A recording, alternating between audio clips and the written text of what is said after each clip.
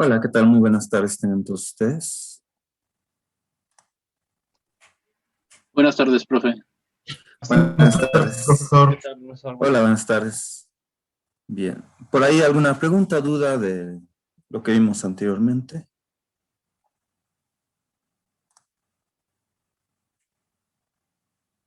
¿No? Bien.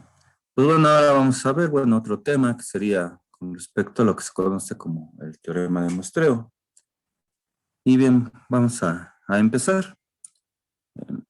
Bien.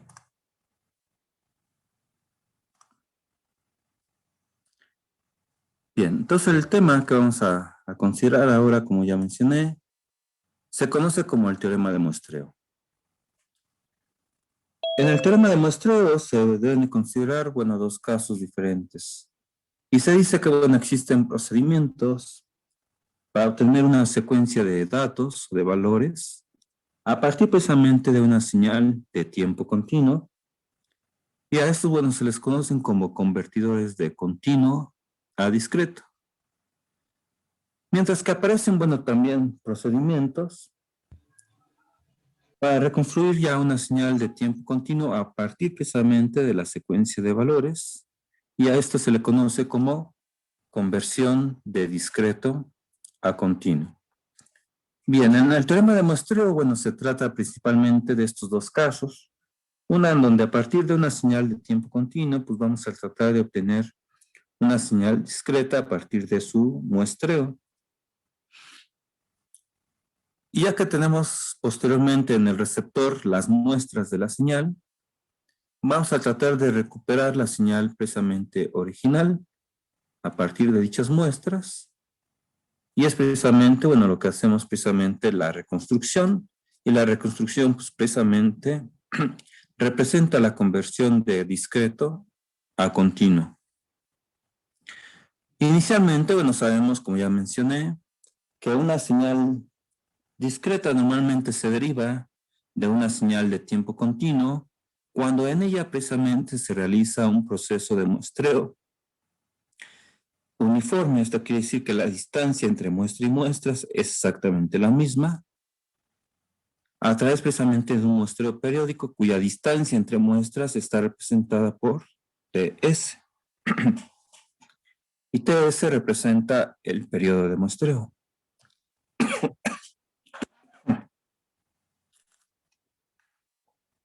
Perdón.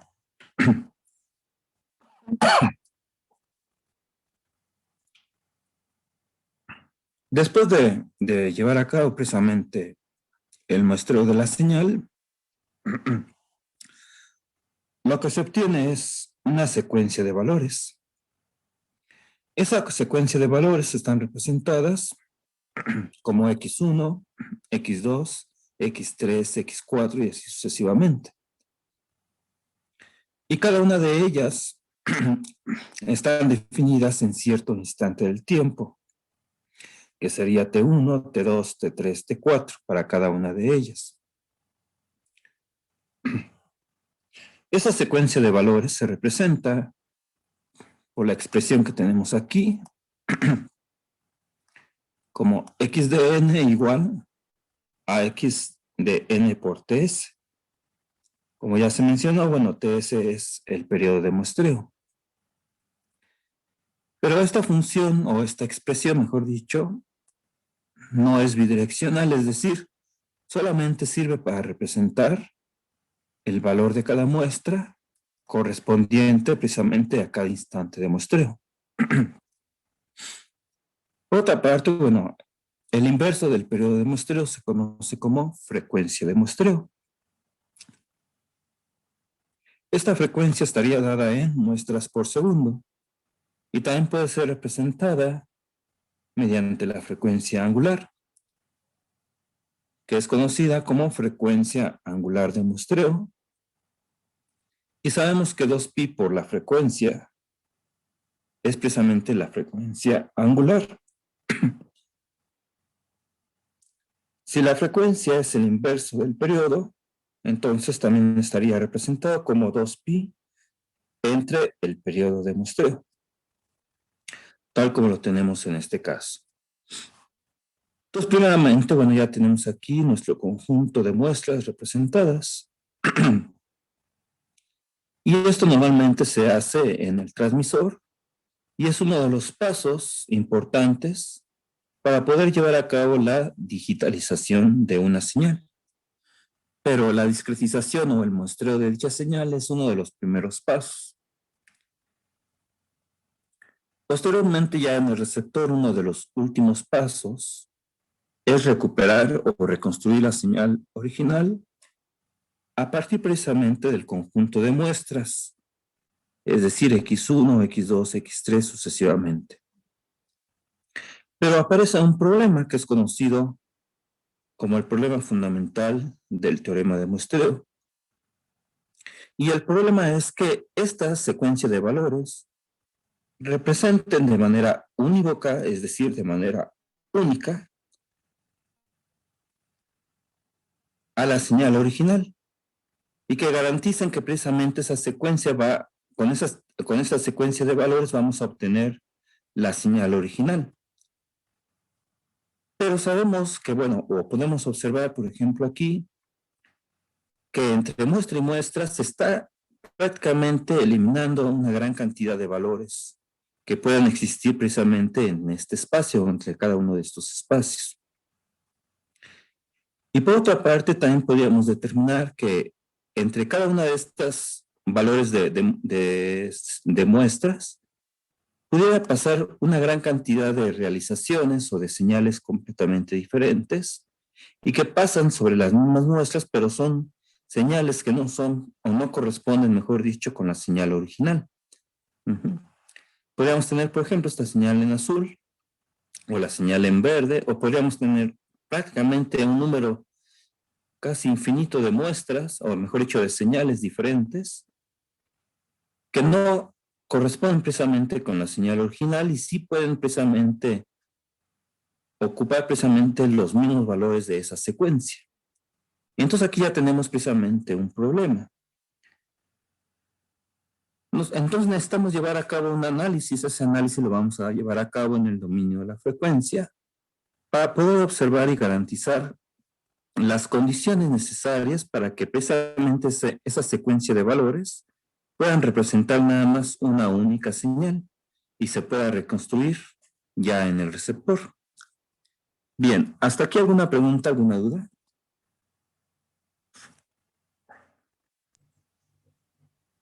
No, profe, todo claro. Bien, muchas gracias. Sí, entonces, como ha mencionado, bueno, esta no es una igualdad bidireccional, que no quiere decir que a partir de este conjunto de muestras, pues yo pueda recuperar a x de t de manera directa. Solamente es para representar pues, los valores precisamente de esa secuencia de valores. Ahora, por otra parte, vamos a hacer un análisis matemático precisamente de este proceso de muestreo. Primeramente vamos a considerar una señal en el dominio del tiempo, una señal original, a la cual vamos a representar en este caso como x de t. Posteriormente vamos a representar un tren de impulsos, la cual es representado como p de t. Este tren de impulsos tiene la característica de que, bueno, tiene una distancia uniforme entre precisamente cada uno de estos impulsos, cada una de estas deltas. Y además el valor de cada una de las deltas es unitario, es decir, cada una de las amplitudes es exactamente igual a 1. Si matemáticamente multiplicamos p de t por x de t, entonces como estas valen igual a 1 por cualquier otro valor correspondiente a la señal, lo que vamos a obtener es una señal ya discreta denominada xp de t. Y observamos que la forma de esta señal discreta pues va a ser exactamente igual a la forma de la señal original, nada más que ahora es una secuencia de valores, como la podemos observar precisamente en esta figura de abajo, y que corresponde precisamente a la señal discreta o señal muestreada. Matemáticamente, la señal p de t la podemos representar por la expresión que tenemos aquí, que está sombreada. P de t es representada matemáticamente como una sumatoria cuando n va desde menos infinito y infinito de una delta de t menos nts. Esta sumatoria lo único que nos dice que es una serie, precisamente es una serie de impulsos de valor unitario y que esos impulsos se encuentran precisamente en una posición del tiempo que son múltiplos de ts, es decir, del periodo de muestreo. Entonces, de esta manera, matemáticamente estamos representando este conjunto de impulsos.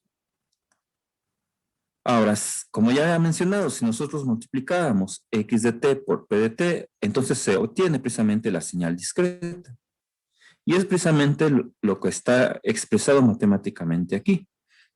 Aquí ya estamos expresando esa multiplicación, en donde ya conocemos precisamente la función p de t. Si la sustituimos, entonces lo que vamos a obtener es precisamente este otro resultado, es decir, es x de t, la señal original, que multiplica a la serie de impulsos en determinados instantes de muestreo. Ahora, por otra parte, bueno, x de t, pues no está en función de n, pero al multiplicarse, pues sabemos que solamente van a existir ciertos valores, y esos valores son precisamente los valores en donde van a estar ubicadas precisamente el periodo de muestreo o los instantes de muestreo. Entonces, precisamente, bueno, en lugar de x de t, ahora vamos a tener xnts. xnts representa precisamente el valor de la señal original, pero solamente en los instantes en donde se están posicionando cada una de las muestras. Por lo tanto, ahora vamos a tener en la parte de abajo la señal discreta, que también es una serie de impulsos, como la que tenemos en la parte de arriba. Pero en lugar de tener amplitudes unitarias, cada uno de esos impulsos ahora va a tener una amplitud completamente diferente y que está representada precisamente por XNTS y que va a corresponder para un valor de n dependiendo precisamente de su posición. Por lo tanto, de esta manera, bueno, podemos representar ahora la señal discreta, en donde la primera, como había mencionado, pues representa la amplitud de cada uno de los impulsos y la segunda representa los impulsos, pero además también representa la posición de dichos impulsos. Y de esta manera, bueno, podemos representar matemáticamente la señal discreta. ¿Hasta aquí alguna pregunta o duda? Perdón, ¿me puede repetir lo que valía X de NT por TS? La amplitud de los pulsos. Ah, ya. Sí. Sí, esta que tenemos aquí, NTS lo único que nos indica, es que precisamente, bueno, es la posición, ¿no? Yo puedo empezar una posición inicial, por ejemplo, 0, tal como lo tenemos aquí. Luego TS es nada más la distancia de cada uno de los impulsos. Si TS en dado caso fuera igual, por ejemplo, aquí a 0.001, entonces, por ejemplo, para n igual a 0, entonces el primer impulso va a estar precisamente en 0, porque va a ser 0 por TS. El segundo va a ser igual a n igual a 1 por TS, que era 0.001. Entonces, por lo tanto, es la posición lo único que estamos definiendo. La siguiente es 0.002, la siguiente va a ser 2 por 0.001, me va a dar 0.003, 0.4, 0.005 y así sucesivamente. Pero bueno, XNTS es el valor relacionado principalmente a esta función, que es la función original o la señal original, pero es el valor de dicha función, pero en el instante donde está dicha muestra. En el instante, por ejemplo, si yo estoy haciendo con respecto a 0, pues va a ser precisamente este valor, es decir, prácticamente 1. Pero si es igual a 1n, entonces va a ser con respecto a esta posición, en donde dicha posición del tiempo pues va a ser un poco menor a 1. Si es, por ejemplo, con respecto a, por ejemplo, aquí más o menos es 0, que podría ser, por ejemplo, más o menos en 4, bueno, pues, o en 5, ¿no? Aquí 0, 1, 2, 3, 4, por ejemplo, en 4, pues es precisamente esta amplitud. Esa amplitud está representando precisamente este valor, mientras que delta está representando más que nada la posición. No sé si queda un poco más claro.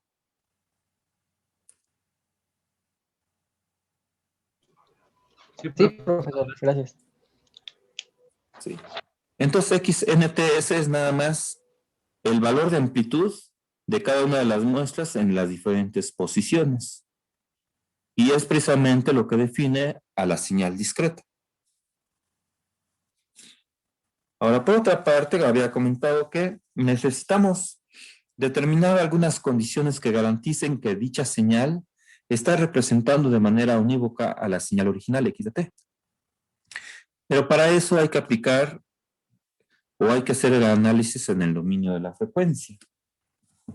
Por lo tanto, hay que aplicar lo que se conoce como el teorema, perdón, la transformada de Fourier. De la transformada de Fourier sabemos que, bueno, aquí nuevamente habíamos definido una multiplicación. Si en el dominio del tiempo tenemos la multiplicación de dos funciones, entonces en el dominio de la frecuencia debe haber una convolución, que es precisamente lo que tenemos aquí. Y como aquí lo estamos llevando a cabo en el dominio de omega, por eso, bueno, aparece precisamente este otro factor, que es 1 sobre 2pi. Nada más precisamente para estar trabajando en el dominio de la frecuencia angular. Ahora, por otra parte, X de J omega solamente representa el espectro de nuestra señal original, que puede ser cualquiera, dependiendo de la señal con la cual estamos trabajando. Ajá. Y P de J omega, pues debe ser el espectro ahora de esta serie de impulsos. Que de hecho, bueno, en esta otra parte, bueno, aquí aparece ya la relación tanto en el dominio del tiempo y en el dominio de la frecuencia. En el dominio del tiempo, bueno, teníamos nada más esta sumatoria que era la serie de deltas de T menos NTS. Pero en el dominio de la frecuencia, al hacer la transformada, ahora vamos a tener que PJ omega va a ser igual a 2pi entre el periodo de muestreo de la serie o de la sumatoria de cuando acaba desde menos infinito a infinito, también da una serie de deltas, pero ahora de omega menos 2pi k entre el periodo de muestreo. Esto quiere decir que prácticamente también se va a definir una serie de deltas en el dominio de la frecuencia, pero bueno, ahora la posición va a estar definida en base precisamente a la frecuencia angular. Y bien, bueno, aquí bueno, prácticamente bueno, ya tenemos esa convolución. Si sustituimos precisamente PJ de omega, que bueno, ya la conocemos, precisamente en esta función, bueno, aquí ya la tenemos entre paréntesis. Entonces tenemos precisamente la convolución de precisamente PJ omega por el espectro de la señal original. Aquí nada más para simplificar, bueno, nada más se quitan precisamente algunos términos, como observamos, por ejemplo, este 2pi con este 2pi, y nos va a quedar precisamente 1 entre TS de la sumatoria. Ajá. Aquí, bueno, vamos a meter dentro de la sumatoria a XJ omega, convolución con esta función delta, que es la que nos falta. Y siempre que llevamos a cabo precisamente la convolución de una función cualquiera con una función delta, lo que pasa es que, bueno, nada más lo que vamos a obtener pues es la misma función x de j omega, pero el argumento en este caso de omega, que es el dominio donde estamos trabajando, es el que cambia principalmente en base al argumento de la función delta. Por lo tanto, bueno, aquí lo que tenemos es precisamente 1 entre ts de la sumatoria cuando acaba desde menos infinito a infinito de x de, aquí tenemos nada más este j, bueno, aquí se multiplica j omega menos jk 2pi ts. Y observamos que ahora tenemos el argumento de la función delta, pero la función, que en este caso, o la forma del espectro, está en base precisamente al espectro original. ¿Hasta aquí alguna pregunta o duda?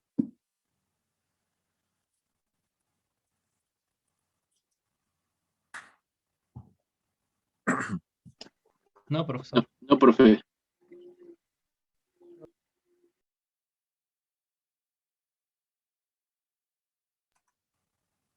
Bien, gracias. Ok. Este resultado que tenemos ya en la parte de abajo, pues es lo que representa ahora el espectro de la señal discreta. Sí, que aquí lo tenemos en el dominio del tiempo, pero ahora lo vamos a representar, o lo queremos representar en el dominio de la frecuencia. Y que bueno, ya obtenemos precisamente este resultado que ahora está en este recuadro en rojo. Bien, entonces ahora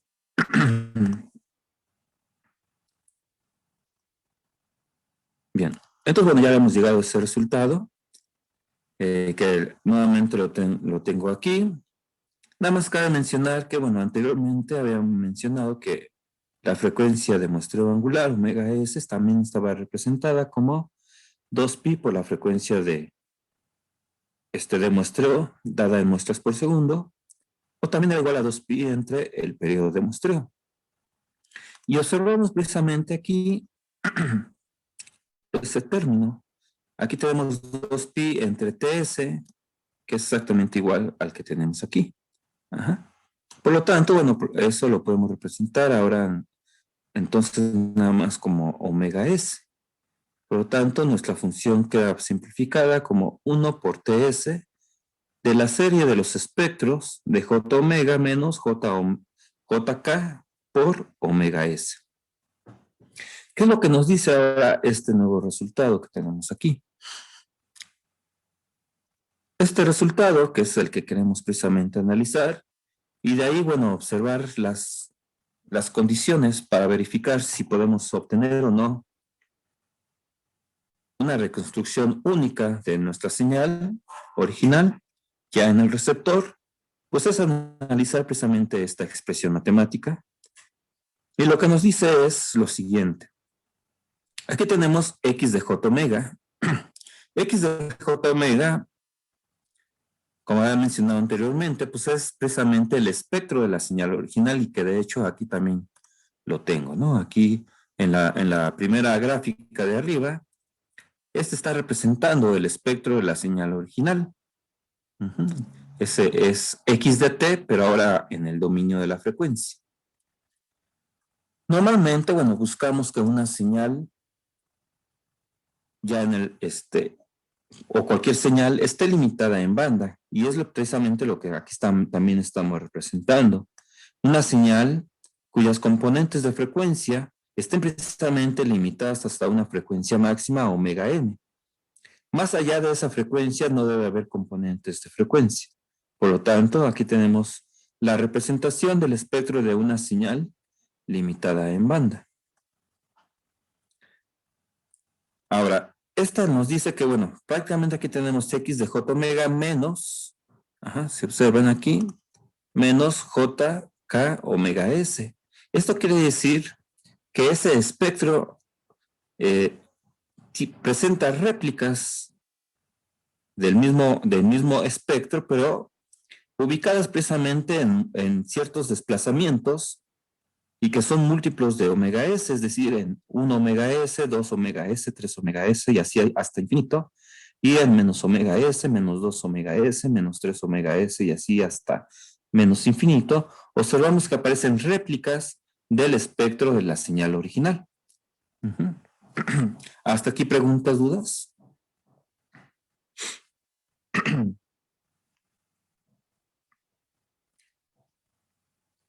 Ok.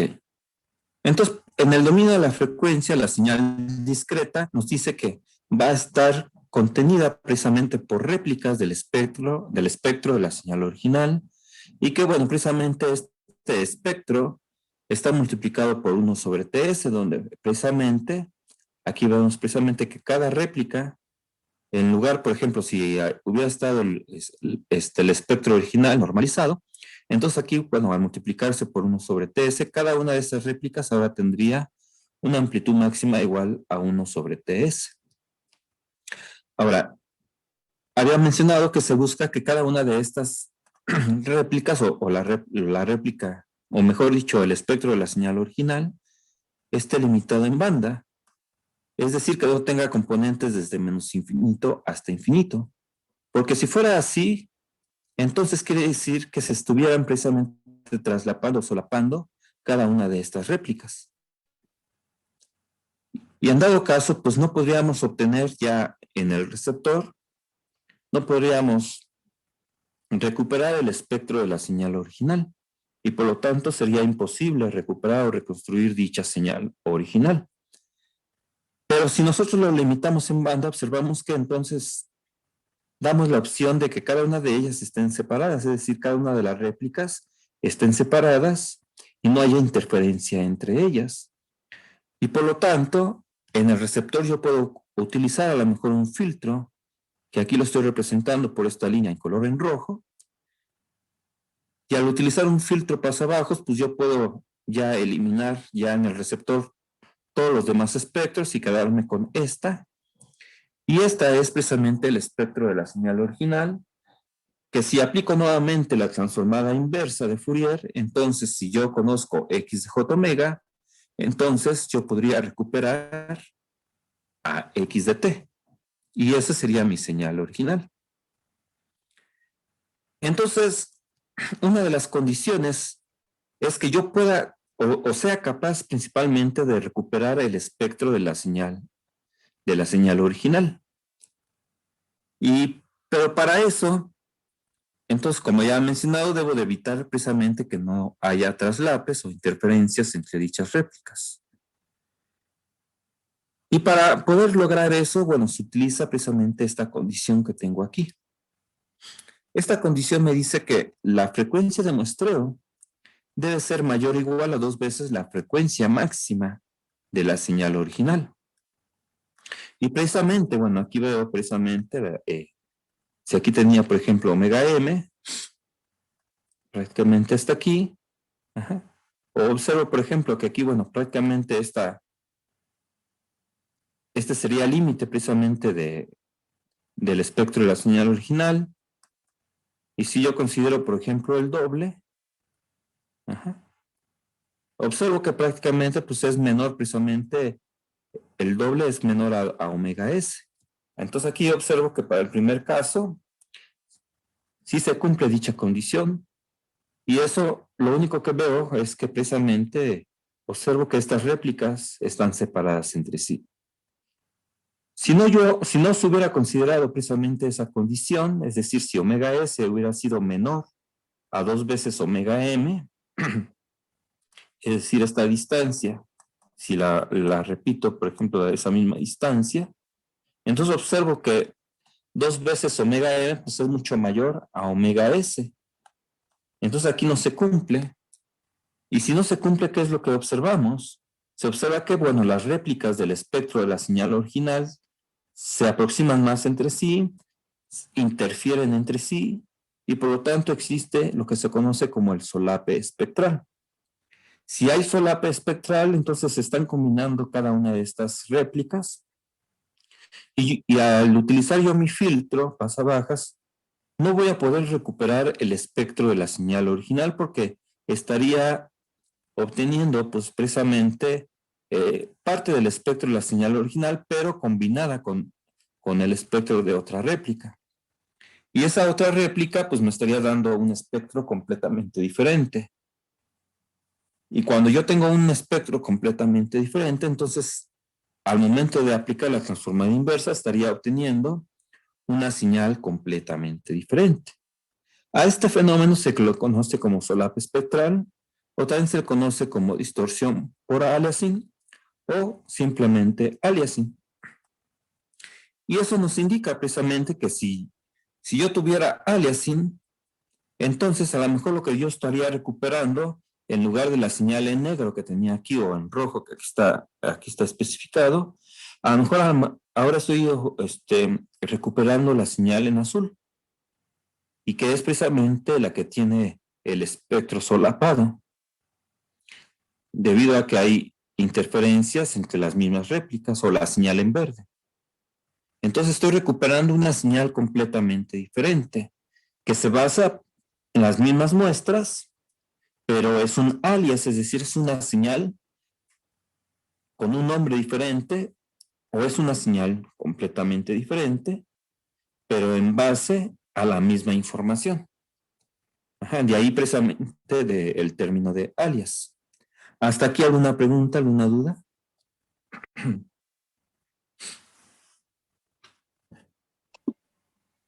No, profe. Gracias.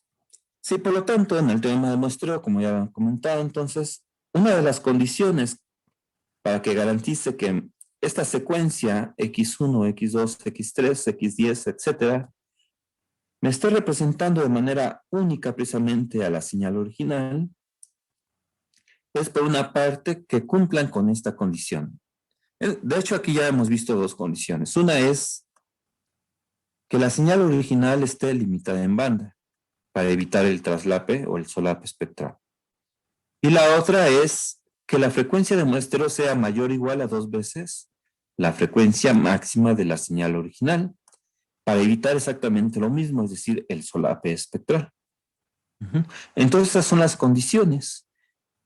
Para que yo pueda, en dado caso ya en el receptor, aplicar un filtro, recuperar el espectro de la señal original, y eso me garantiza que lo que voy a obtener es la señal X de T original.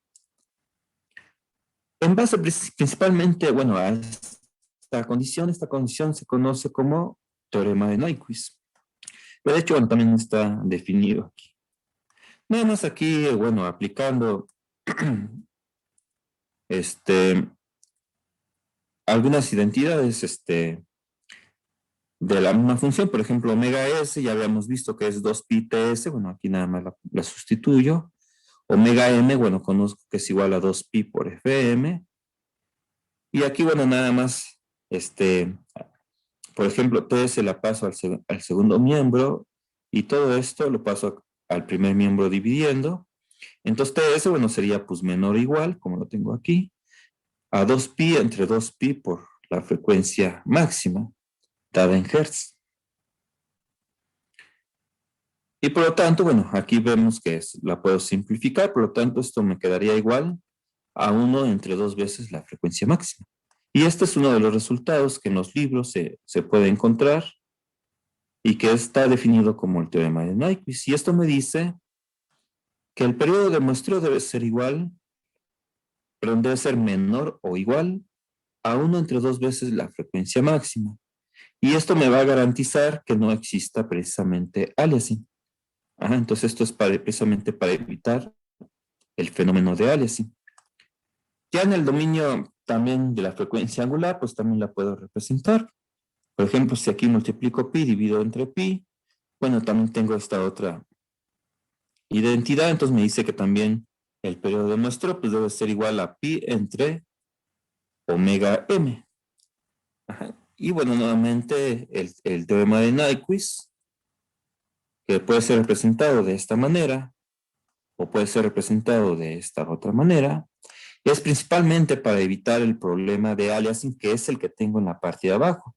En la parte de abajo sí está el problema de aliasing, por lo tanto no puedo yo recuperar el espectro de la señal original, y por lo tanto no puedo yo recuperar a x de t original. Bien, ¿dudas, preguntas hasta aquí? No, No, ninguna, profesor. profe. Sí, adelante. No, ninguna, profesor. ¿No? Yo sí Ok. tengo una, perdón. Adelante, sí. ¿Por qué dice que el muestreo es no invertible? O sea, nada más porque estamos agarrando ciertas señales, perdemos el resto de la señal.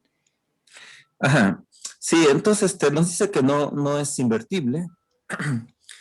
Y debido a, como había mencionado, aquí esta igualdad no es bidireccional. Esta igualdad solamente es a partir de la señal original, es decir, x de t, y en base a estos múltiplos del periodo de muestreo, es solamente para conocer los valores que van a tener precisamente las amplitudes de las muestras. Pero yo a partir ya de conocer las amplitudes de dichas muestras, y como vemos en la parte de abajo, simplemente con esos valores no puedo garantizar que yo pueda recuperar nuevamente la señal de tiempo continuo. Por una parte, como había mencionado, debido a que aquí ya estoy yo eliminando información de la señal original, por una parte. Y la otra es que a lo mejor hay señales o realizaciones de la misma señal o de las mismas muestras que pueden ser completamente diferentes a la original, como lo vemos aquí. Entonces ahí vemos que a simple vista, pues eso no me garantiza que yo pueda recuperar la señal original, por lo tanto es no invertible. Debe ser invertible siempre y cuando yo pueda precisamente determinar ciertas condiciones que ya fueron analizadas al aplicar la transformada de Fourier. Y la única manera que puede ser en dado caso invertible, aunque no al 100%, porque es claro que aunque yo estoy prácticamente recuperando el espectro de la señal original, pero sabemos que debido al ruido, interferencias dentro del canal, puede ser que esta sea un poco modificada, pero sea lo suficiente para más o menos obtener un acercamiento de esta señal. Pero al tener un acercamiento de esa señal, pues yo ya puedo entender precisamente la información o cualquier otra señal si es una señal completamente aleatoria, pero no voy a obtener exactamente la forma de x de t, voy a obtener una estimación de x de t, debido precisamente a los problemas que hay en los canales de comunicación. Y ahí también por ese sentido, podríamos decir que no es completamente invertible. Aunque sí se puede recuperar o reconstruir una estimación de la forma de la señal, que es solamente una estimación próxima de la misma. Ajá. De ahí que todos esos factores, o por todos esos factores, se dice que el proceso de muestreo no es invertible. No sé si queda un poco más claro. Sí, profesor, muchas gracias. Ok. En todo caso, sabemos que, bueno, el proceso es no invertible, pero necesitamos buscar las condiciones que nos garanticen que sí podamos, pues, recuperar al menos un poco la forma o una estimación de la forma, y con ello, aunque sabemos que nuestros sentidos no son al 100% exactos, pueden perder, pues, milésimas de detalles con respecto al tiempo, pero con eso, sí es suficiente para que nuestros sentidos, ya sean nuestros oídos, si fuera el caso de una imagen, para nuestros oídos el caso de una señal de voz o de sonido, o nuestros ojos en caso de una imagen, pues puedan recuperar principalmente el significado de la información. Ajá. Por ejemplo, podríamos considerar, aquí voy a compartir otra imagen. Aquí observamos prácticamente una llanta. En esa llanta, bueno, la frecuencia de muestreo no es lo suficiente para que precisamente se vean pues incluso el sentido de la llanta, ¿no? Se observa que incluso el sentido de la llanta es inverso. Debería ser el sentido contrario para que se observe que, bueno, el vehículo pues se está transportando hacia adelante, ¿no? Pero debido precisamente a que aquí hay un problema de aliasing, se observa precisamente que la llanta va en un sentido completamente contrario. Incluso también en el eje, podemos observar aquí en el eje que lleva precisamente, incluso a veces cambia un poco el sentido de giro. Me imagino que aquí, bueno, hubo un cambio de velocidad de la llanta, pero se observa que precisamente pues no da la sensación precisamente del sentido original que debería de tener en este caso el movimiento de la llanta. Y eso es debido a problemas de aliasing. Ajá. Sí. ¿Dudas hasta aquí? ¿Preguntas?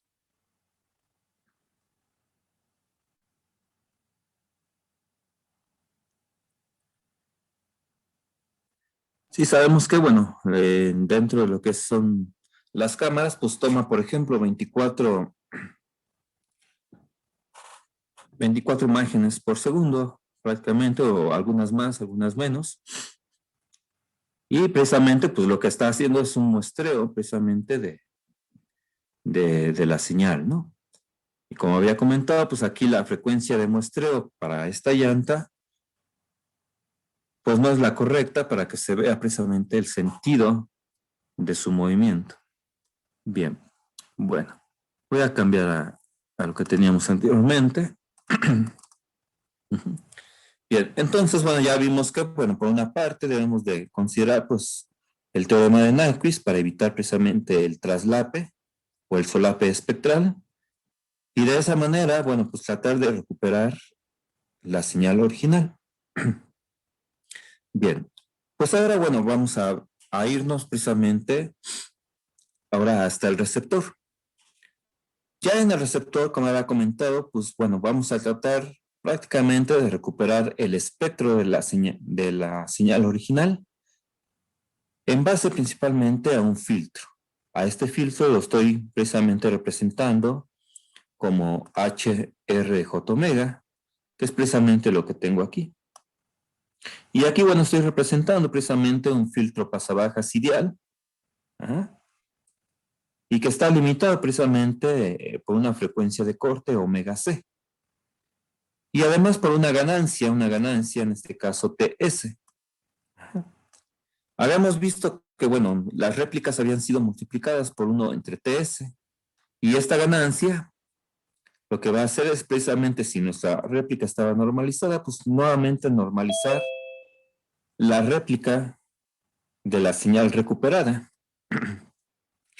Y nuevamente, si no hay aliasing y puedo recuperar el espectro de la señal original, entonces yo puedo recuperar X de T original.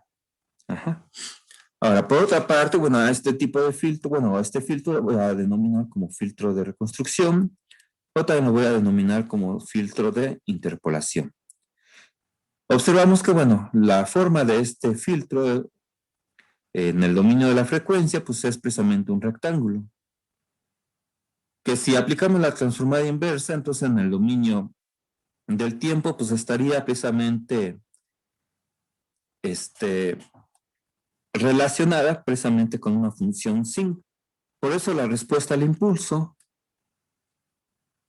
en el dominio del tiempo, pues tenemos aquí una función sin de t entre ts.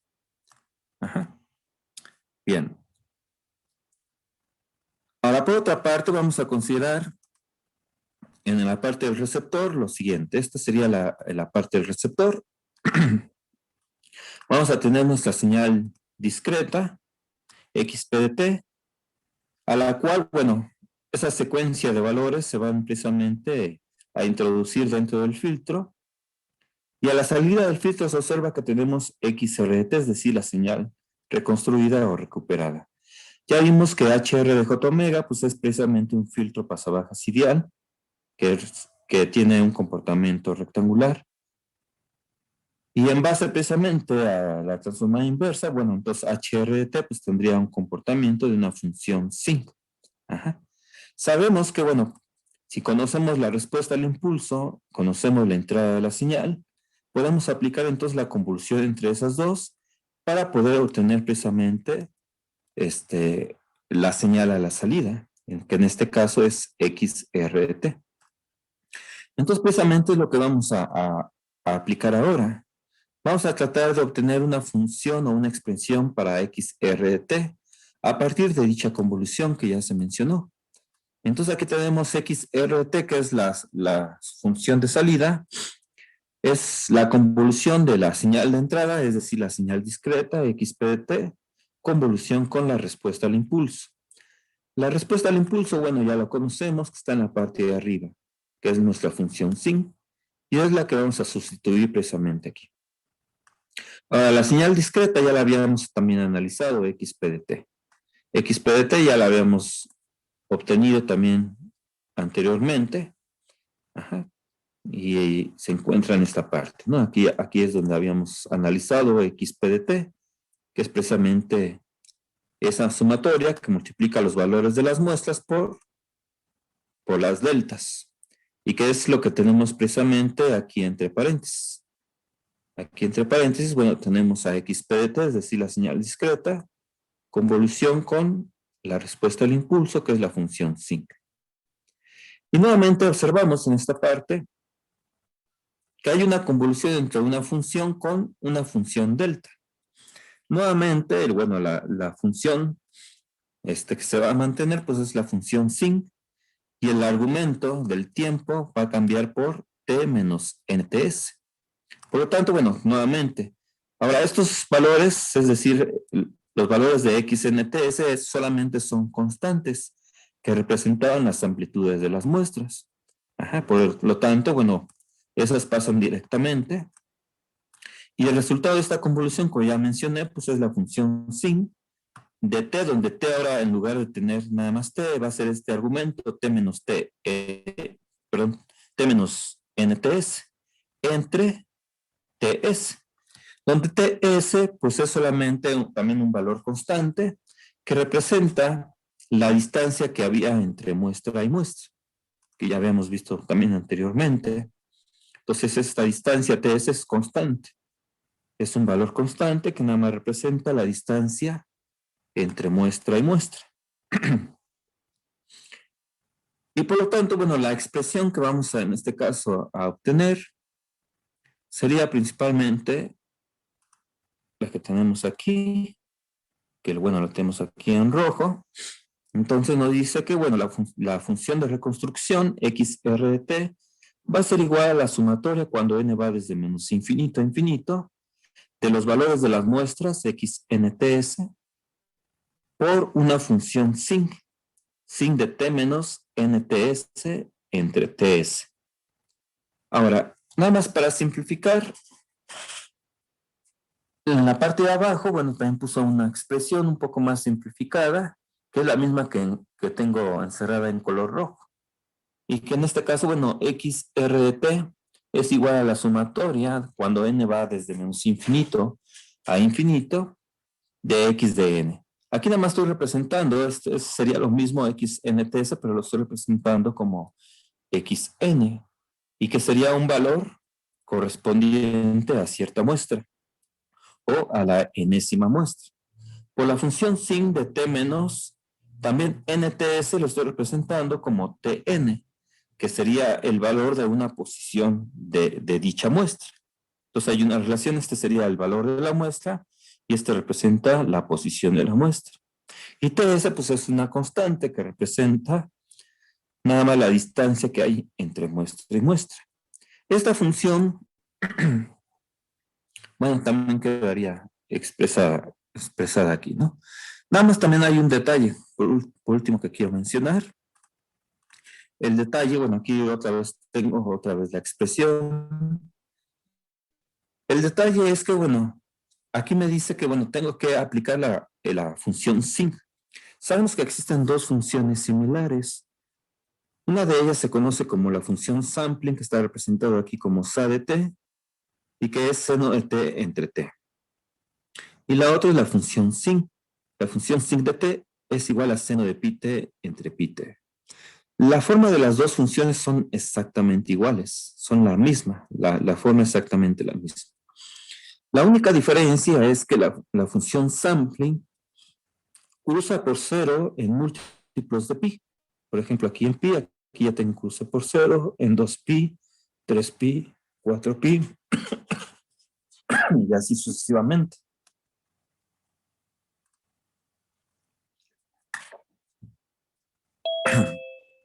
Bien. Y con respecto a la función sin, que está definida por esta expresión que ya mencioné, observamos que cruza por cero en base principalmente a este otro eje, es decir, cruza por cero en 1, en 2, 3, 4, 5 y así sucesivamente. Como había mencionado, tienen exactamente la misma forma. Lo único que observamos es que la función sin es una versión más comprimida con respecto al tiempo que la función sample. Pero debemos de tener en cuenta o tener cuidado de aplicar principalmente la función sin. Matemáticamente, bueno, esta función que tenemos aquí. Y es la que tenemos que aplicar ya en la expresión que determina precisamente la función de reconstrucción. ¿Hasta aquí alguna pregunta, alguna duda? No, profesor. Ok. Ahora, vamos a considerar que existen principalmente pues una secuencia de muestras, que aquí ya tengo X1, X2, X3, X4, X5, hasta X9, ¿no? Y que corresponde con la posición de dicha muestra T1, T2, T3, T4, T5. Entonces, precisamente aquí Xn representa precisamente cada una de ellas, dependiendo del valor de n. Si n es igual a 1, pues estoy representando X1, y aquí pues tendría T1, ¿no? Si cambia, por ejemplo, a 2, pues entonces aquí ya tendría X2 que multiplica la función sin para un T menos un T2, que sería precisamente esta posición. Esta expresión lo único que me dice es que cada una de las muestras se está multiplicando por la función sin. Para el caso en que n fuera igual a 1, entonces observamos precisamente esta función en verde. Y aquí tenemos precisamente la función sin. Observamos que la función sin tendría exactamente el valor de la muestra, debido precisamente a que aquí se está multiplicando, y que la función sin pues, tiene también un valor unitario. Por lo tanto, va a tener en la posición de dicha muestra el valor precisamente de X1. Y va a cursar por 0 en la posición de T2, T3, T4, T5 y así sucesivamente. En la posición de las demás muestras vale 0. Si yo, por ejemplo, aquí pongo n igual a 8, sucede exactamente lo mismo. Aunque aquí, por ejemplo, el valor de esta muestra pues, es negativa. Pero nuevamente observamos debido a T menos T8 que tendría ahora aquí, quiere decir que tengo la misma función sinc, pero está desplazada ahora en el tiempo T8 y que es multiplicada por X8, por lo tanto tiene dicha amplitud y que sería precisamente ahora esta función en rojo. Pero sucedería exactamente lo mismo para cada muestra, es decir, yo debo de tener en X1 una función sinc, perdón, en X2 otra función sinc multiplicada por X2, en X3 otra función sinc multiplicada por X3 y así sucesivamente. Y es lo que vamos a obtener precisamente aquí. Aquí ya está representada, aquí precisamente cada función sinc multiplicada por cada una de las muestras. Lo único que resta, según esta expresión que tengo aquí, es nada más realizar la suma en cierto instante del tiempo. Si yo considero precisamente la suma en el instante precisamente donde está la muestra, pues sabemos que todas las demás valen 0, excepto precisamente la función en verde, por lo tanto, pues ahí lo que voy a obtener precisamente es el valor de esa muestra. Pero si yo me ubico precisamente en otro instante del tiempo, entonces tengo que hacer la suma de esta de color verde, más la de color rosa, más la que tengo, bueno, aquí está concentrada la mayoría, en azul, amarillo, etcétera. Todas las demás, bueno, se tienen que sumar, y para ese instante del tiempo, por ejemplo, si fuera más o menos este tiempo, observo, por ejemplo, que esta de color azul es precisamente la señal reconstruida, y que es la señal resultante de la suma de todas estas funciones sin que tenía precisamente en ese tiempo. Si yo lo quiero conocer precisamente el valor de la señal reconstruida en otro instante del tiempo, pues yo tengo que utilizar precisamente o hacer la evaluación o la suma de todas esas funciones en otro instante del tiempo, otra vez la verde menos la rosa menos todas estas, por lo tanto me quedaría ahora la señal en azul, pues precisamente por debajo del eje. Ajá. Y así sucesivamente, dependiendo del valor del t en donde yo quiera evaluar. Ajá, el valor del tiempo para obtener precisamente ya mi función. Y lo que vamos a estar obteniendo en este caso, pues es precisamente la señal reconstruida, que es la curva que estoy representando en este caso en color azul. Entonces la señal en color azul es la suma de todas las funciones sinc. Y de esa manera estoy obteniendo precisamente la señal reconstruida. ¿Hasta aquí alguna pregunta, alguna duda?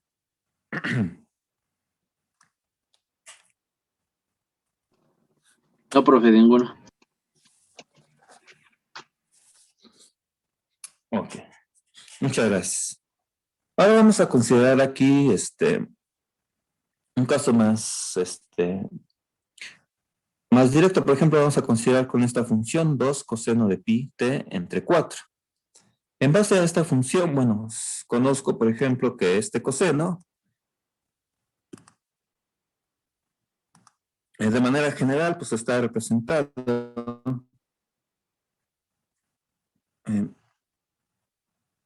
pero lo voy a poner un poco más alejado, acá abajo. Normalmente como coseno, con un argumento de 2pi por su frecuencia, ¿no? En este caso, bueno, observo prácticamente que aquí tengo pi t sobre 4. Ajá. Para que yo tenga precisamente este argumento, pi t sobre 4, necesito que la frecuencia sea igual a 1 sobre 8. Si aquí ya sustituyo precisamente el valor de esta frecuencia, entonces tengo 2 sobre 8, entonces voy a tener pi sobre 4.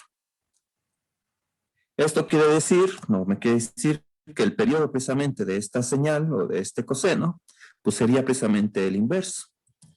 Es decir que t, el periodo de esta señal, pues debe de ser igual a 8. Si nos vamos a esta función, que de hecho es la función de color negro que aparece aquí, observamos que precisamente en un tiempo t igual a 8 es donde se completa ya precisamente un periodo. En 16 pues sería ya 2 periodos. En 24 pues sería un tercer periodo y así sucesivamente. Entonces observamos que, bueno, pues si la frecuencia máxima que estaríamos representando para esta señal, que sería nuestro coseno, pues es precisamente 1 sobre 8. Ahora, por otra parte, bueno, habíamos visto con el teorema de Nyquist que, bueno, mi periodo de muestreo debe ser menor o igual a 1 sobre 2 veces la frecuencia máxima. Entonces, en base precisamente a esta función y a ese valor de frecuencia, pues tengo que representar ahora el valor precisamente de TS. Entonces aquí TS me dice que debe ser menor a 1 entre 2 veces la frecuencia máxima. Que en este caso, bueno, corresponde a 1 sobre 8. Si aquí yo lo sustituyo, entonces voy a tener aquí 2 entre 8. Que bueno, prácticamente el 8 va a pasar en la parte de arriba, por lo tanto voy a tener que va a ser igual a 8 sobre 2. Y esto me va a dar igual a 4. Entonces quiere decirme que mi periodo de muestreo debe ser menor o igual a 4. Por eso es que en este primer caso estoy representando precisamente este periodo TS igual a 4. Si yo inicio, por ejemplo, mis muestras en un tiempo igual a 0, entonces la segunda muestra debe estar en 4, la tercera en un múltiplo de 4, que sería 8, y luego en 12, luego 16, en 20. Y aquí en estos puntos en rojo es precisamente donde estoy representando las muestras con este periodo de muestreo. Que al momento de aplicar precisamente ya la función de reconstrucción en base precisamente a estas muestras, lo que estoy obteniendo ahora es la función en color rosa. Observamos que la función en color rosa en los extremos hay ciertas diferencias, pero ya en la parte central sí tiende a converger. Y eso es porque, bueno, estoy dentro del teorema de Nyquist. También, por otra parte, estas diferencias es debido a que esta expresión me dice que tengo que considerar un número infinito de muestras. Aquí me dice desde n menos infinito a infinito.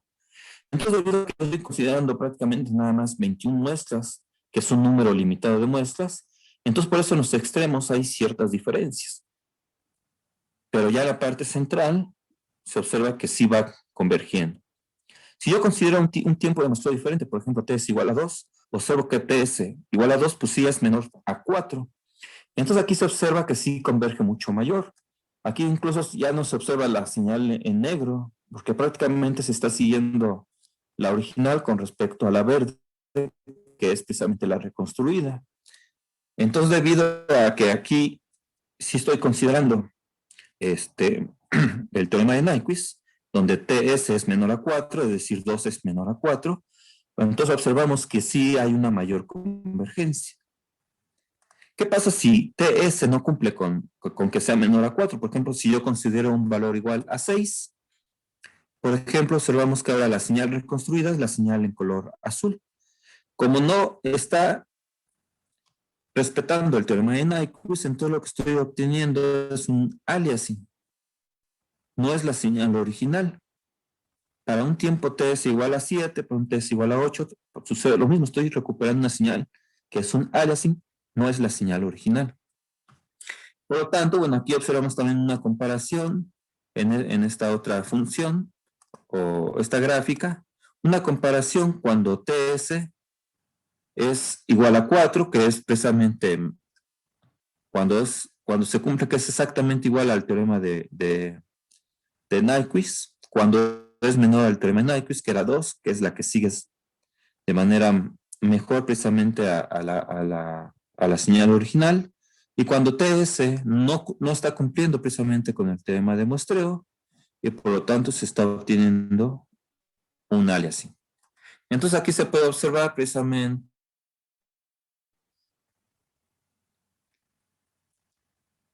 la importancia de lo que es el teorema de Nyquist. ¿Hasta aquí alguna duda, alguna pregunta?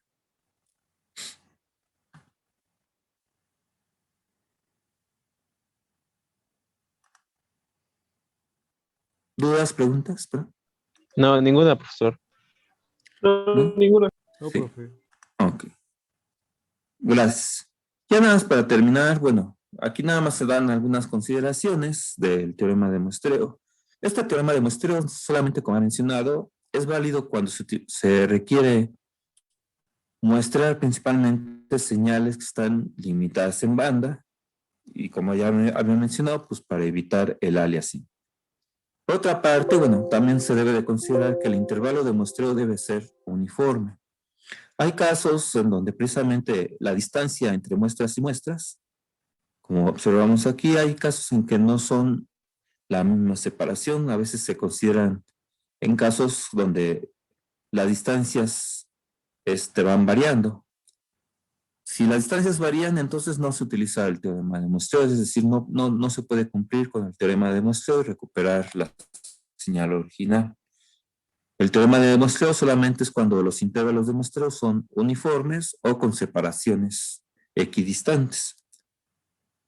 La otra es, como ya he mencionado, y con el error que obtuve para cuando TS fue igual a 4, es que se debe considerar un número infinito de muestras para reducir precisamente esos errores.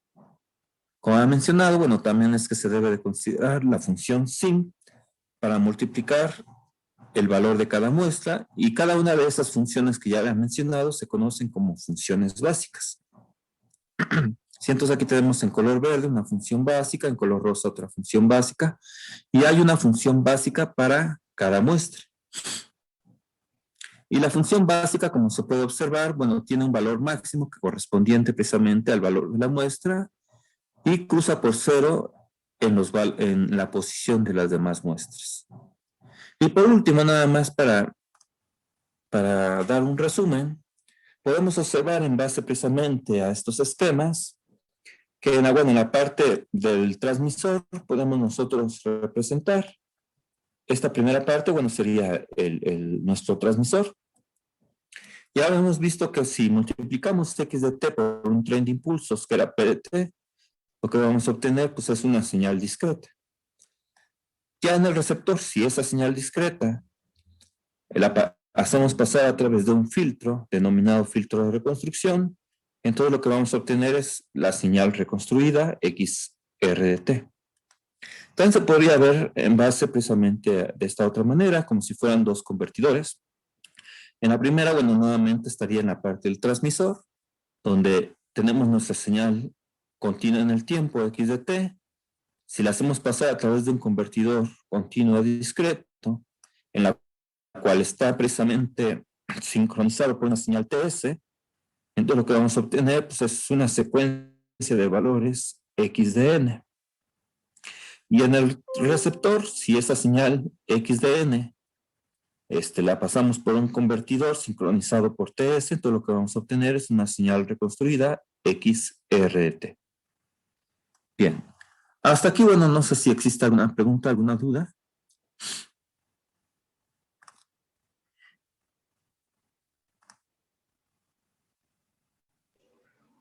No, creo que no, profe. No, profe. Bueno. Bien, entonces hasta aquí, bueno, sería todo con respecto a este tema.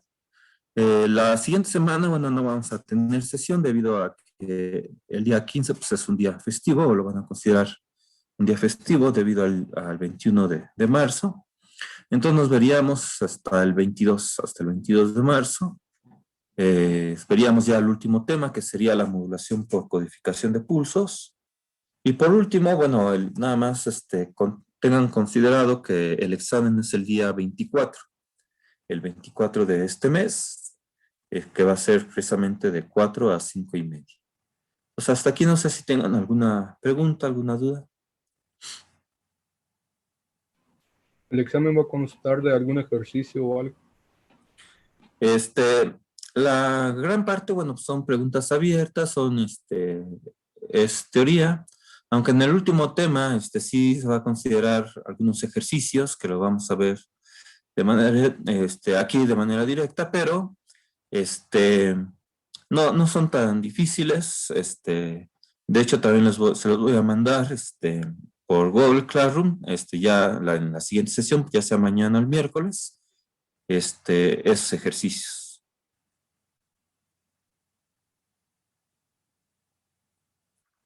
¿Alguna otra duda, pregunta?